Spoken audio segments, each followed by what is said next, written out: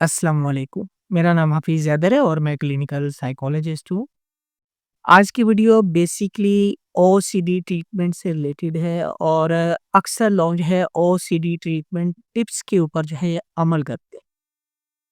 OCD treatment से related बात एक क्लियर करना चाहता हूँ कि जो लोग ओसीडी की बीमारी के साथ डायग्नोस हैं और वो ओसीडी के साथ सर्वाइव कर रहे हैं, तो वो ओसीडी से कैसे बचेंगे? पहली बात तो ये कि ओसीडी से बचने के लिए मेडिसिन के साथ-साथ जो है साइकोथेरेप्यूटिक सेशन लेना ज़रूरी है।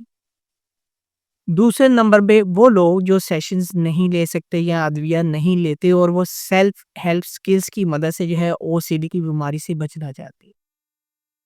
पहले नंबर पे जो लोग हैं जो सेशंस नहीं लेते और वो टिप्स पे अमल करते हैं, या दूसरे वो लोग जो सेशन नहीं ले पाते और वो सिर्फ़ और सिर्फ़ सेल्फ हेल्प स्किल्स के ऊपर अमल करके अपनी ओसीडी को बेहतर करना चाहते हैं, तो याद रखें टिप्स जो है सिर्फ़ और सिर्फ़ वक़्ती तौर पे उनको फ़ायदा देती।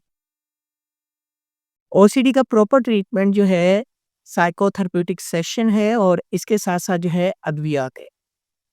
टिप्स सिर्फ़ और सिर्फ़ जो है वक़्ती तौर पे सोचों को डाइवर्ट करती है और इंसान को कुछ जो है पुरस्कून एहसास प्रोवाइड करती है।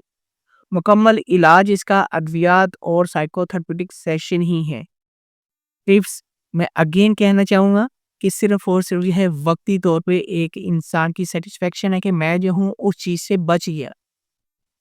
परमानेंट सॉल्यूशन प्रॉपर ट्रीटमेंट है और ट्रीटमेंट के लिए इन्हें जो है साइकियाट्रिस्ट के पास अद्वियात के लिए और साइकोलॉजिस्ट के पास जो है सेशंस के लिए जाना पड़ेगा। नहीं तो ये लोग जो है ओसीडी की बीमारी के साथ जो है सर्वाइव करते रहेंगे और बीमारी बढ़ती रहेगी। बेहतर ये है कि टिप्स पे आप तब अमल करें जब जो है आप कोई सेशंस ना ले रहे हो या अद्वियात ना खा रहे हो, लेकिन आपको जो है पता होना चाहिए कि आपने अपनी जो सोच है आपकी जो आपको परेशान करती है आपने उससे बचना कैसे है।